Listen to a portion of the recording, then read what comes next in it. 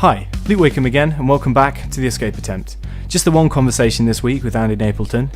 His escape attempt is all about video games, with the main topic being about No Man's Sky, but we dive into video game stories as well. Stick around at the end as well, after all the jingles, to see how Andy composes himself when he spills teal down himself.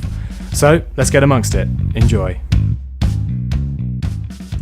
Hello Andy, welcome back to The Escape Attempt. How are we doing? I'm very well. How are you doing? Thank you for having me back. We're in your house, I've got a cup of tea. Yes. Everything's lovely. I've got a cup of tea too. You've got a cup of tea. Although you did have a little disaster mere seconds ago. Well, it's not my fault. No, it's totally my fault. I was trying just to move my seat a bit further forward, close to the microphone, and tea explosion. And I didn't handle it very well, to say the least. There's going to be the reaction audio at the end of the podcast. Yeah, that's good. a guarantee. Oh, lovely. That's what we like to hear. So you'll just hear me doing a lot of middle class blasphemy. It's all good. So it's all good. It's fine. It's no worries. But so, what have you been up to? What do you want to talk about today? Well, I've actually been playing a lot of games recently, which is quite nice because I haven't been able to play a lot of games over the last kind of 4 or 5 weeks or so. So you've been catching up. Yeah. Catching up on what's out there. Yeah, and also revisiting some very old classics, but like at the moment I've kind of been dabbling with No Man's Sky.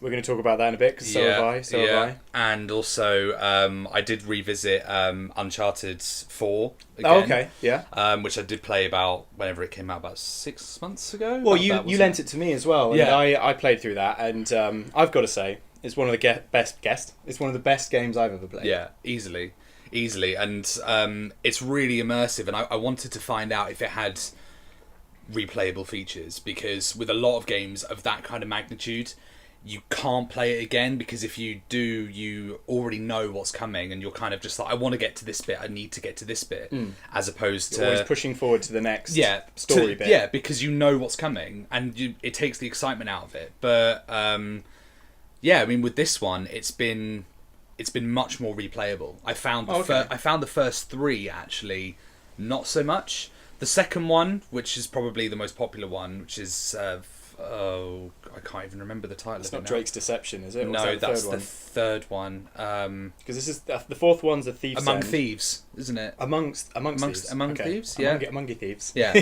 that in that ballpark. Okay. Yeah, so that one's got a lot of replayability as well, but this one is really, the story and the character development is spot on. So it's about really trying to understand as well more about the characters and where they've come from, because in the first playthrough you're just so caught up in the whole kind of the grand scheme of it. Yeah, I mean, it is a gorgeous game. I mean, it's made by Naughty Dog, so it's going to be. But I've been playing it for a couple of days now, and it's just fantastic. It's such a good game. When I played it, I felt that as well. The characters and they were really strong. I mean, everyone is coming back to the adventure game from so long out of it, like all the different characters. I mean, so like Nathan Drake, he's been away. He's trying to settle down with Alina. Is it Alina or Elena? Elena. So yeah, he's trying to settle down but can't really do it. So he kind of gets pulled back into it all, and you sort of see their struggles. And I felt that was really real. Yeah. I did feel it did lack a little bit in the spectacle. Like when you talk about the second one, the second Uncharted, the train sequence in that is just bonkers. Like as I was playing that, I was like right on the edge of my seat. Yeah. I was tingling. I was going, oh my god! And it's because it's how the game starts. Obviously, like you start on that broken train, and it is kind of, oh god, I'm actually going into it. Like I'm full on like immersed from the word go. I know what you mean, but I mean, the other thing as well is that they've dodged a bullet, a very common bullet, which is they've avoided the cliche, which is, oh, he's gone away, he's got married, he's settled down, like, and he still longs for that adventure. And it's like, yes, there is that element of it, but it never feels contrived, and it's not too long. It does feel right for the characters, doesn't exactly, it? and it's not too long either. They only do that for the first 25 minutes, 30 minutes. Well, they're always questioning him all along the way. No one. They're never accepted into what they're now doing. There's the constant battle between whether or not it should be what they're doing. Exactly. And that's what makes it engaging and intriguing. Yeah. But no, I complained about the lack of spectacle in the action sequences, but when I think about it, there were some excellent ones in there. Like the bit when you're climbing around the dilapidated city, the lost city. I can't even remember what it is, like the Treasure Island place. Yeah. And it's just falling apart around you, and you've Yeah. got to run through like Yeah. buildings that are toppling over. Yeah. That was awesome. Yeah. But yeah, if they had tried to go beyond the spectacle of some of the others, like what would they be doing? They would literally be, I don't know, like in a spaceship. Yeah. Like you're like, no, this just gets too Yeah. big. It's too ridiculous. Exactly. I mean, and it's also, I don't know whether it's just me, but everyone loves pirates. Do you know what I mean though? This Like- chair behind, says I. It's one of my favourite Simpsons quotes. Nailed it. Yeah. So it is that kind of, it is a bit of a cliche to go for pirates, but at the same time, it is a treasure hunting story. Yeah. And who has the most treasure?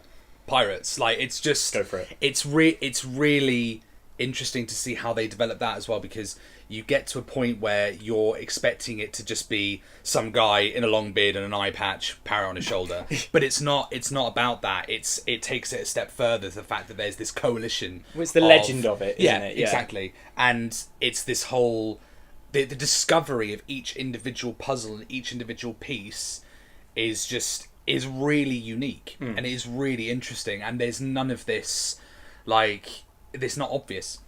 It's not an obvious storyline. You don't see it coming, and there's enough padding along the way, and there is obviously a certain element of padding because it is.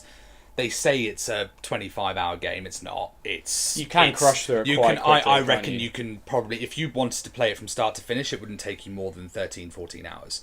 But that would be without doing any of the, like, getting any of the treasures, or really kind of exploring any of the more secretive areas. Like, if you just want to go 100% story, then off you go.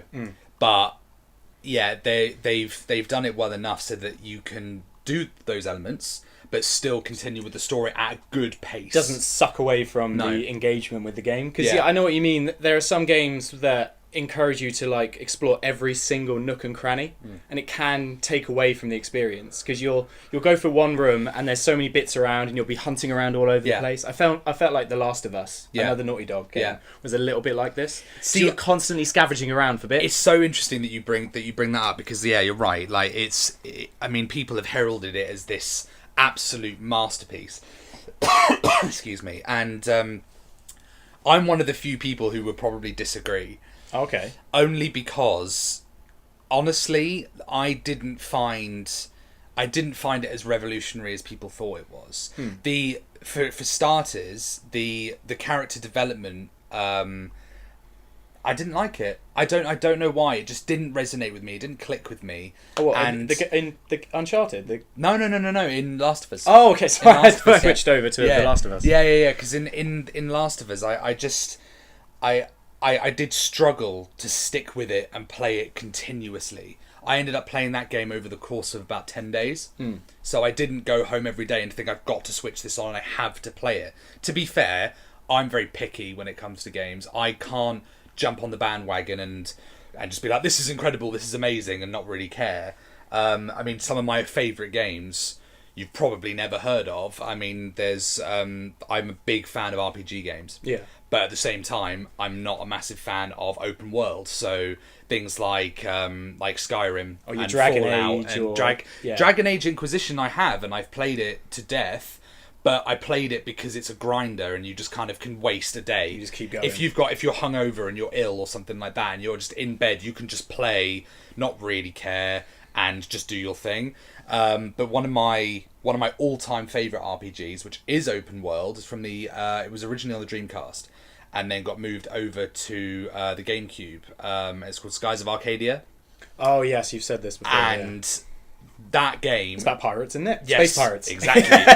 and that game is, in my opinion, the perfect RPG. It is absolutely spot on. It's turn-based battle system, which is awesome. But you've also got discoveries, which you can do completely by yourself. You've got all kinds of different battles. So you've got personal battles on the ships, and then you've got ship battles where you can upgrade your ship and all these kinds of things. And you can explore so many different places in the world and you're actually discovering them, and you don't know what the story is. You don't know what the end game is until the very end. Oh, it keeps and it.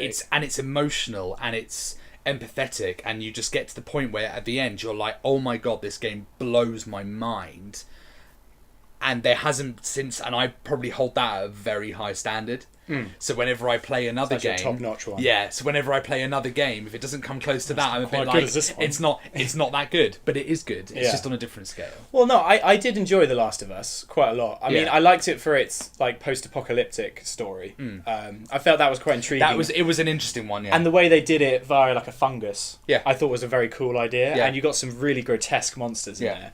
And the fungus part of it is more real, isn't it? Like it seems more realistic. It would make so much more sense that some kind of vicious like bacteria takes over the world rather than a monster. I've seen Planet Earth. That fungus exists. Yeah. It takes over like crickets or something, and it just explodes out of their head Yeah. and carries spores elsewhere. Exactly. So I'm never going to the rainforest. No, I'm don't telling you that don't, right now. don't do it. Plus, never pee in a river. But because those little fishies Yeah. that can go. Yeah, okay, Yeah. we're not going to talk about that. Don't want to talk about that. No. But no, I liked the Last of Us because of its story. I thought you were right. The characters were a little bit less developed than say the ones in Uncharted. But like I was saying, back to the point of that, I felt that in every single room I went into or every area, I had to scour Scan, yeah. for every single little bit, and it got to the point where it became quite mundane. So you're in the first couple of chapters of the story, and you're doing that. You're happy to do it because you're in the world and you're loving it. Yeah. But then at a certain point, you get into a new space, and you're just like, oh god, I can't be arsed to do that. I'm just going to run through to the next bit. So it did become a little bit of a smash to the end. Whereas in Uncharted, because the only real collectible is the little treasures and they don't affect your progress or your leveling up in any way, I got to a point where I just didn't care. Yeah. I was just like, I'm just going to enjoy the do the ride, story. Yeah. essentially. Yeah. But I do have a question. Yeah. Gaming is a relatively new form of media. Yeah. What would you equate it to nearest? Another form of media?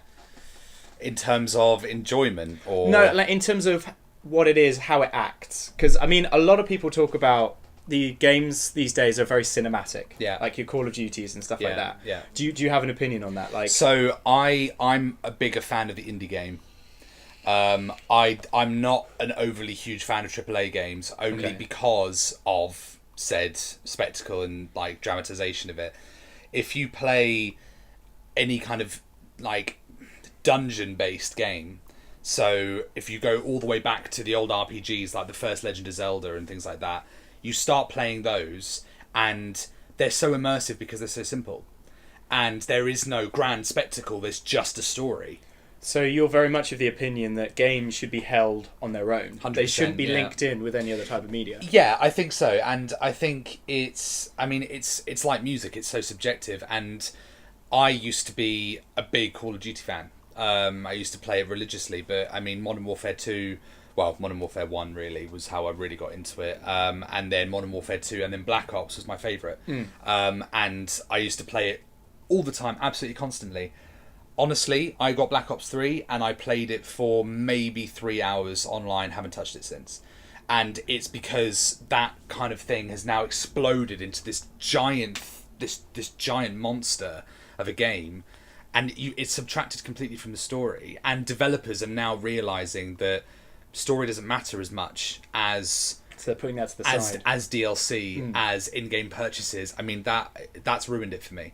What is wrong with having a game which is complete? You plug it in, off you go. Like, it's a bit more of an old school way of thinking about it, but it frustrates me because I'm like, if you love a game, you should be able to play it over and over and over again, rather than you complete it and then they go, oh, we've just added this bit for £10. We've added this bit for £20. Before you know it, you spent 150 quid on one game. Well, there's a lot of games out there now that have to be online all the time. And so, like, you know, maybe 5 years down the line, if you want to, you know, dust off that old game, I was like, oh, I remember this, it was awesome, play it again. Yeah. And then, There's no no servers. servers, you can't play it. You're like, oh, what was the point in that? Doesn't seem very lasting, No. does it?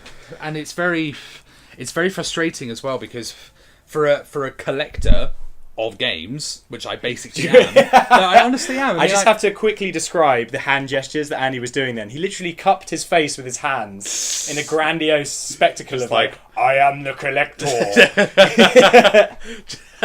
Exactly, like my beard of games, if I could grow a beard. But it's basically to the point where I enjoy playing old school games. So I have my N64, I have my Wii, I have my GameCube, I have my PS1, my PS2, etc., etc.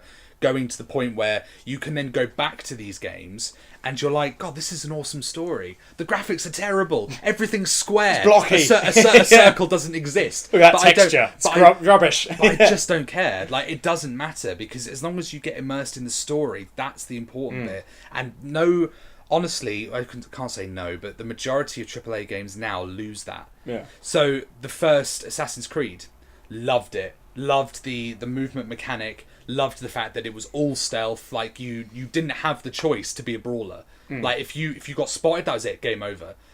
Assassin's Creed 2 was my favourite one. I enjoyed that one. That's the only one I played a fair bit of. And the reason I loved it so much was because of that end sequence when you're in St. Peter's Cathedral and you're climbing through the rafters and you have to kill the Pope. That's all Ezio, isn't it? Yeah, Is it Ezio? loved it. Yeah. Absolutely loved it. I just thought it was brilliant. And then I honestly, since then, it's just completely bottomed out for me. I cannot play those games because they've lost what made them so original. Well, Ubisoft have come under a lot of fire for doing the very repetitive game mechanics with their open world stuff. It's like there's always towers you've got to get up to scan the local area to find other objectives, and then it just becomes a sort of an Easter egg hunt of like, I'll go to that orange and dot, that's an objective. It's all this rubbish point-to-point nonsense where you just kind of go, and by the time and it's also the lame He's doing the hand gesture again. Objectives where you have to go and bloody escort someone to here, or bring this woman flowers, or deliver this, and you're like, I'm an assassin. Why on earth am I doing this? Yeah, when a game slows you down to escort somebody, it just feels like you're being tethered. Yeah. You're like, and it's also the fact that you never walk at the same pace as them, and that's a big game mechanic problem that I hate. Because Call of Duty... that's the same, Call of Duty, you're walking with someone, you're walking at the same pace as they are, except you're 3 times as fast. And then you go through 6 doors and they're still having the conversation with you in the 3 rooms before because they're too slow. I mean, that's just basic. I hate it when games do that. If you have to have a conversation with somebody and you're standing in front of them and they're talking to you and it's a long thing, and then if you walk away from them, they either stop or they fade away so you can't hear them. Yeah. The only time it works, I think, is when you're suddenly put on a radio. I think they do it in Gears of War. Yeah. Like, if you're talking with somebody and you're like, I don't want to talk to you anymore, I'm going to go over here. They can still let you know what's going on over the radio instead of just fading away. Exactly. Just to annoy you, but I've got to go stand over there for no apparent reason. But like to listen to him. But like the first Metal Gear games, like they absolutely nailed the cinematic version like so well, because they kept all of their things in a cutscene. So you didn't have the choice to leave. You just sat there and listened. You did have those long codec. But calls, just looking at faces. Yeah, that's true. But MGS2, which I think is the best one, Sons of Liberty, I'm a big fan of 3. So am I. Like, the thing is, I am a massive fan of 3, but 2, I know it wasn't an open sandbox or anything like that. It was just on these struts, which got so irritating after a while. But you had to go back so many times. I loved it. The bombs, when you were finding the bombs, and you're just like, I've got to go back again for all that shit. Yeah. Oh no, the bomb. With the fat man, wasn't it? And then, and things like that. It was so. I thought it was brilliant, but the dialogue was so good. It was interesting. I did enjoy the story. And breaking the fourth wall right at the end when you're kind of like, he's talking to me. He's telling me to turn off my console and things like that. I mean, it goes back to what's his name. Mantis from the first one, where he tells you have to take your controller out and put it in the second port so that he can't read your memory card. I was just like, that's amazing. I know what you mean. The Metal Gear Solid 2, its story is really ballsy. Yeah. Like, basically what it does at the beginning is it gives you everything that people would wanted from a Metal Gear sequel. Yeah. You play a snake, you're on the boat, you're like, oh, this is amazing, I'm doing all the kinds of different things, there's so many different mechanics. Yeah. And then suddenly it completely subverts that by putting you in the next chapter where you play as Raiden. Yeah. You're basically playing the exact same as the first game, but with a different character who a lot of people ended up hating because he is a bit of a wet blanket. Yeah. Agreed. Yeah. But then that is what the point of the game is. Yeah. It's the story, spoiler alert, is that it is all part of a simulation to create a soldier and just using the first game as a template for it. And you're just like, what am I? This is broken through so many walls. I have no idea what's going on anymore. And I mean, David Hayter's voice is just awesome. Yeah, it just is. I mean, this is really funny. This is a slight anecdote. It's gonna be worth it. I was in New York about 6 months ago, and I was walking over the Brooklyn Bridge, and I had this flashback to the start of MGS2, when he's walking over the bridge. Oh yeah, were you in the big rain? poncho? In the rain, I just walked. I looked out over the river, and I just thought to myself, the Hudson River, 2 years ago. That's a good impression. And I literally was like, I feel like Solid Snake right now. Even though the sun is out and it's a glorious day, I was like, if it was raining, I'd be filming this. Otacon. Oh my god.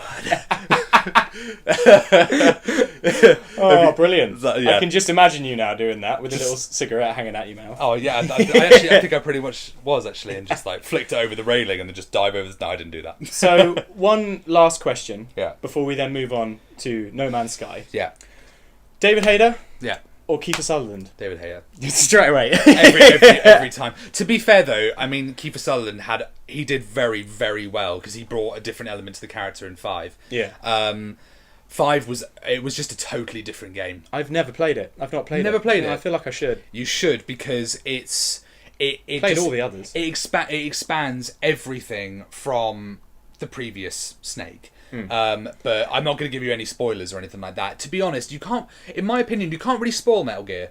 The story is such a cluster F Yeah. that you have no idea what I've literally no idea. After playing, I think 4, Yeah, the Sons, is it the Sons of Patriots or never played 4 that because is I bonkers. didn't have a PS4. That's the only reason. PS3. That was on PS3, sorry, yeah. PS3. Yeah. That one was absolutely bonkers. Yeah. Like, I couldn't follow the story for that. I played it to the end, Yeah. and it was nuts. Yeah. But And it was very short. it bounced around a lot. Didn't they say it was about 12 hours of gameplay and like 4 hours of cutscene? Yeah. The cutscenes were ridiculous. Yeah. Some of them got a bit weird. At one point, there's Otacon frying eggs, and I'm just like, Yeah. why am I watching this? Yeah. Why did you doesn't animate matter. this? But no, 5 is a very good remastering of the whole thing. Okay. And It's a because prequel, isn't it? Because it's Big Boss. It's not actual. yeah, It's not I Solid can't- Snake, is it? I honestly can't remember. I haven't played it for a while, but it's it is a very, very good game, and because it's such a massive open world sandbox, you can just walk around the desert and do things however you want to do them. Yeah. And you can have your weapons however you want to have them, and your companions and things like that. It is a very well thought out game. It's very long as well. It's very long. I've heard that Yeah. some people have like, oh my god, I've only just done chapter 1. I've been Yeah. playing this for like 50 Yeah, hours. yeah, yeah. I was the same because I completed it, quotation marks, completed it, and I was like, wow, that was a good game, good length, like it was all good. And then they were like chapter 2, and I was like, chapter 2? Pardon? Like, literally, I was like, are you joking? And then you carry on, and it steps it up. It's literally like the first chapter is an introduction, and it suddenly becomes incredibly difficult, and you really have to pay attention to what you're doing because everything matters. But yeah, I would 100% recommend play it. So, talking about story Yeah. and having the complete freedom to do whatever you want, this brings us to No Man's Sky. Yes. So we've both been playing a bit of this, the open world galaxy exploring game, where it's not actually open world, it's open universe. There's like 16 quintillion planets Yeah. in this game. Yeah. And basically you are told that you can just go exploring in this massive galaxy. So straight from the off, what do we think, Andy? I'm so torn on this one. Ooh. So it's basically it isn't the game that I thought it was going to be, and let me explain. Because I knew when I was going to start playing this game that it was going to be, like you said, massive open universe. Everything was undiscovered. Everything was different. It's all procedurally generated, so yes. It means that in the distance you will see a planet, and by the time you get to that planet you will see other bits pop out, and it's very obvious that they're popping up, but that's because it's generated. Yes, the graphics engine. So that's awesome. I mean, that the scope for this game was massive. They and I think the only thing the main thing it's really guilty of is overreaching, because basically they've come under a lot of fire. So it's made by Hello Games, which is, I didn't know, a 15-man team. Yeah, the only thing they've done previously is Joe Danger. Yeah, exactly. Which is like a mini little indie game. No one really yeah. heard of it, and it's very interesting because for those people who love crafting, who love really grinding, it's a great game. And I know a lot of people who have played it and they're like, this is the best game ever. This is the game I've been looking for because it gives you the freedom to do what you want to do. The problem with it is that grinding element becomes very repetitive very fast. Yes. Yeah. And so you start off on a planet where your ship is broken down, and this is not a spoiler alert, only because this is how every single person starts it. The good thing is that every single person starts on a different planet. So our two experiences will be very different, because the planet that I started on was a very hospitable planet. There was no like toxicity in the air or anything. I could walk around as I wished. It was absolutely fine.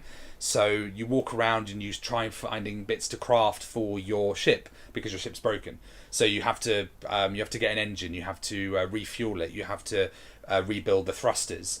I remember my planet. There was no plutonium. No, there was hardly anything. So exactly. I couldn't fuel my ship to get Exactly. off. So I was on that planet for ages. Exactly, and all you want to do is get to space. That's it. You're just like, I want to start flying. I want to get flying around and seeing what's going on, and and it's really cool that you're able to do that, because you can then spend hours just on this first planet, just walking around and seeing what's what, and renaming things and discovering new creatures and new plants and new minerals and things like that. It's really cool in that aspect, but the problem is that does make up, I would say, probably about 90% of the game. I agree with you. I think I've played it a little bit more than you have. Yeah. I got it on day one, and I've put a fair few hours into it. But I'm starting to very much slow down. Yeah. I felt like the first starting to flag a little bit. The first hour or two, when you are stuck on the planet, you got to get your stuff to get off, into space, and then you start going to other planets. You start crafting warp cells. You start, all these things are starting to come together. Yeah. You're getting a drip feed of all these little different game mechanics that you're doing, exactly. and that is quite exciting. Yeah. I liked it. You're flying around in space. You're shooting some asteroids to get some more rocket fuel or other, what was it, Thanium 9 or whatever it is the element is. But then, you'll land on another planet and you'll be like, oh, this is the same kind of layout as every other planet. Not in terms of how it looks or its conditions, because every planet is a bit different. It will either be very luscious or be barren, or it'll be high in radiation, or be really hot or really cold. It's always a bit different in that regard. But there's always the odd dotted space, not space station, but shelter, or other bits or relic that you can look into. So for the first couple of hours, I enjoyed scooting around to all those different places and always trying to get a better multi-tool or get a better ship and stuff like that. But now that I am a fair few hours into it, and I've done that for the 10,000th time, I'm slowing down. I don't think I'm going to reach the center of the universe, which is the apparent goal of the game. It's, I think, because all that talk we were talking about of story, there isn't much of one here. No, I totally agree, and I think it's come under fire, like I said, because there's been a lot of people who have been saying, it's not really, these planets aren't really undiscovered because of these settlements that are already there. So you turn up to a world, like you said, and you will see a shelter or a platform or something that's clearly been made by someone. And how would you feel if an alien landed on Earth and said, I claim this planet and I name it this? And you're like, well, hang on, I already live here. It's that kind of thing of, it's a bit irritating, because you kind of get there and then you meet an alien and you get a bit of text at the bottom of the screen that says, this alien seems very angry about something. I can try 3 things. Or has farted in your face. Because they seem to do that. Exactly. And it's like you've got multiple choice of do I pat him on the head? Do I smack him? Yeah. Do I give him something? Do I give him some money? Do I give him some They fuel? love carbon. Give him carbon. Yeah. They always seem to love carbon. It's weird, isn't it? But that's what I mean, because they all have that in common. There's not a lot of diversity between the different things that you're finding on each planet. And that's a really key issue that a lot of people have picked up on.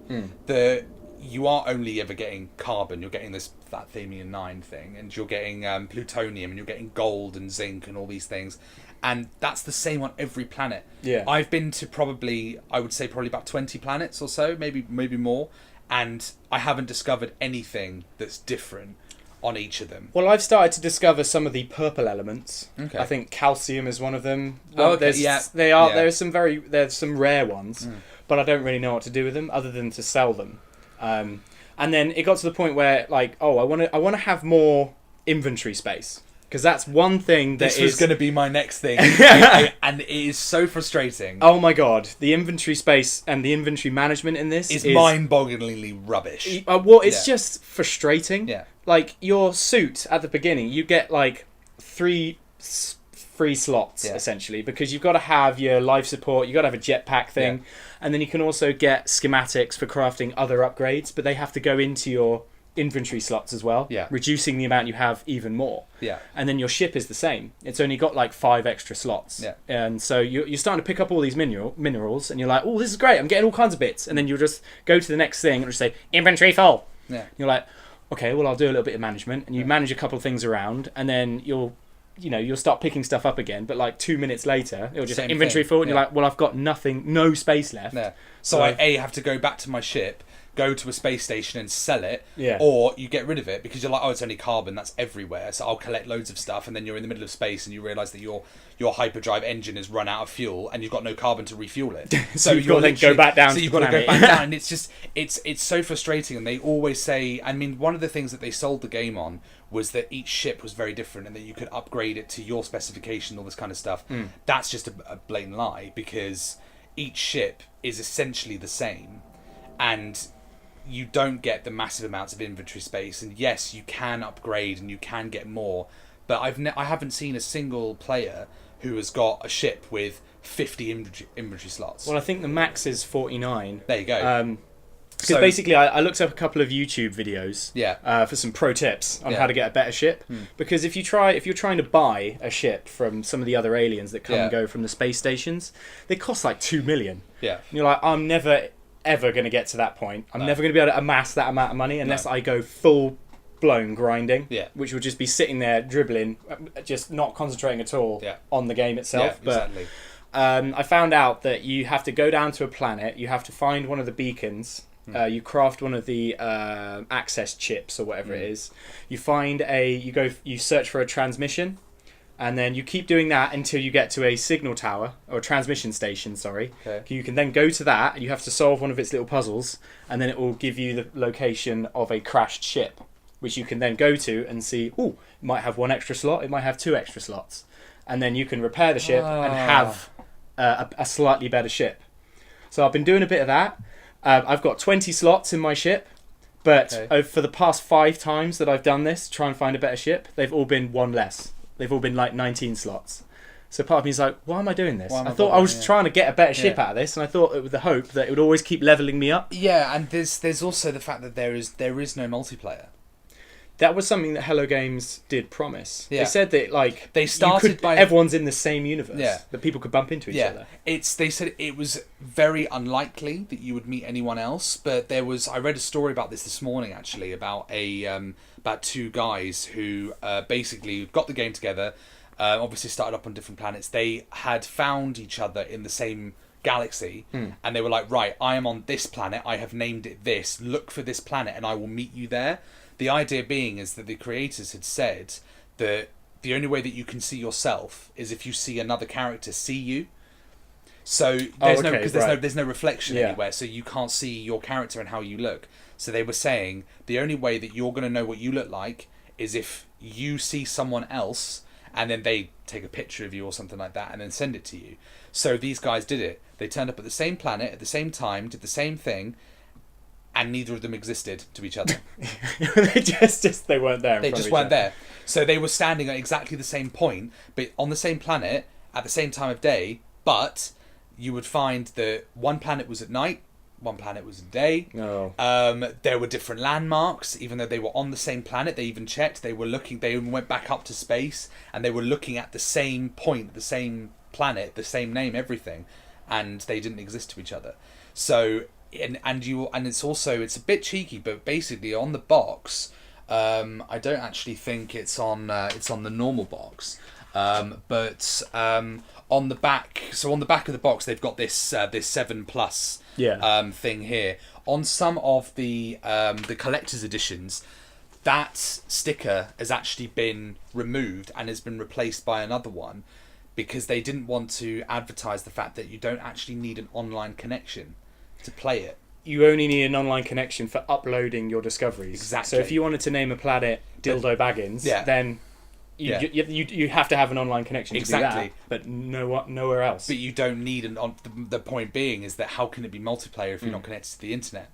So how on earth can anyone connect with you if you're not online? So they've effectively lied and told people, yeah, it's a multiplayer game, but you don't need a multiplayer connection. How does that work? So I mean, because we were saying earlier that there are some games that are online only, and that it becomes frustrating because you won't get to play them later on. But this is a game that would be fun to play with other people. I mean, 100%. It was, they did say that, and there are a lot of crafting games out there, like Minecraft. You can have hundreds of people all working on one particular thing. Yeah. But because this game isn't actually about building and being creative. Yeah. It's about exploring Yeah. and just gathering Yeah. more than anything. Yeah. And grinding. And really. grinding. Yeah. That's where I think they've come up very short. Yeah. There's no creative aspect No. to this game, other than always trying to attain the best multi-tool or the best ship or the best suit and the best minerals. Yeah. That's it. Yeah. And the reason why I've very much slowed down is because I'm not getting any gratification from that. It's like, just to have the best stuff. Exactly. And I feel the same because you don't feel a sense of achievement from anything. You just feel like I've just got 0.3 of a step closer to where I actually need to be, but I don't know why I'm going there. Yeah. And because you don't know what's at the centre. I haven't looked it up. I don't want to because I'm honestly, this is one of the few. I'm a bit of a hoarder, as I mentioned before. Of games. Is it a keeper? No, it's not. It's not a keeper. It's not. It's not even making it into the Andy collection. No, it won't. And the Andy's Beard collection. But it's because it's just too it's too open and it's not enjoyable enough. It doesn't hold my attention enough. I am of the opinion if a game doesn't hold your attention for more than 2 hours, then you can forget about it. I haven't played that for more than an hour at a time. I've as I say, I've played it for a fair bit longer, but I've lost it. No, I don't.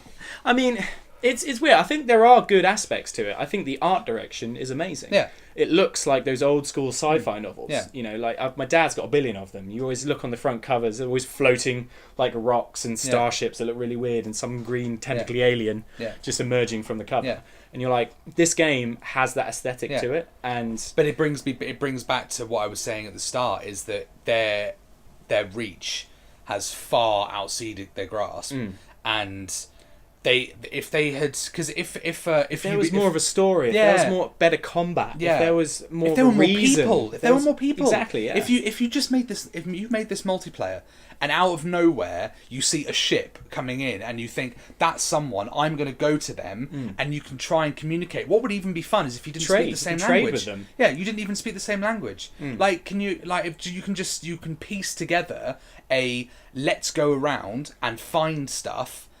As if that would happen, people end up just killing each other. But the fact of the matter is that you'd end up getting to a point where you'd end up with a party of 3 or 4 of you on the same planet going, right, let's go and find gold. Let's go and find this. I have X inventory spaces, so we can collect all of this material, pool it together and share the profit.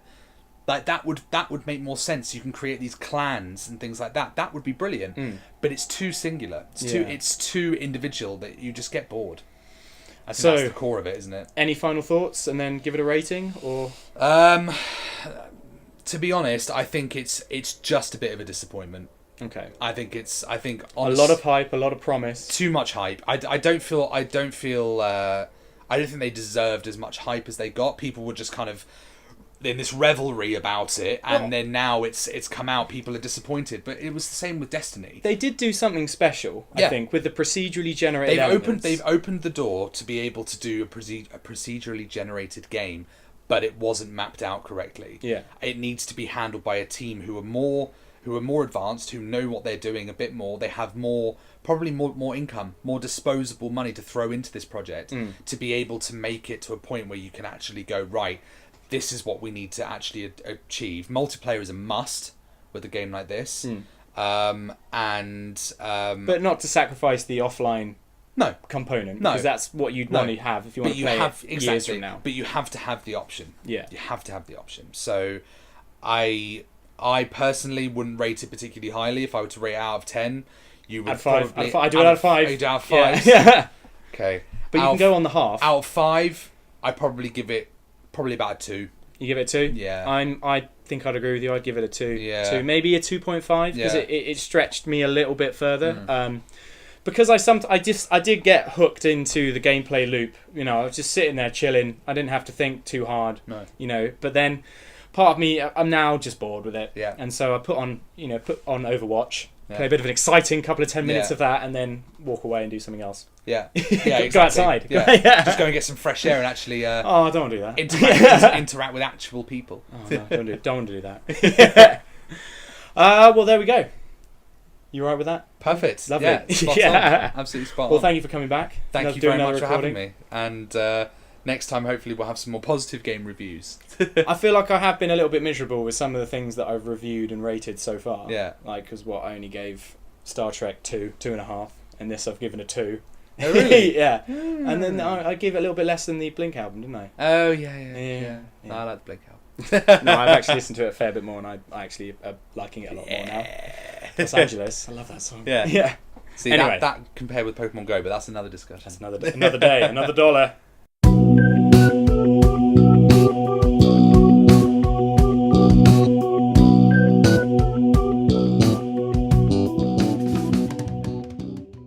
We're recording. Wonderful. There we go. Let me get it in a nice place. Okay. Ow. Oh God! Oh God! no! Oh God! No! Disaster! Could you grab me a cloth?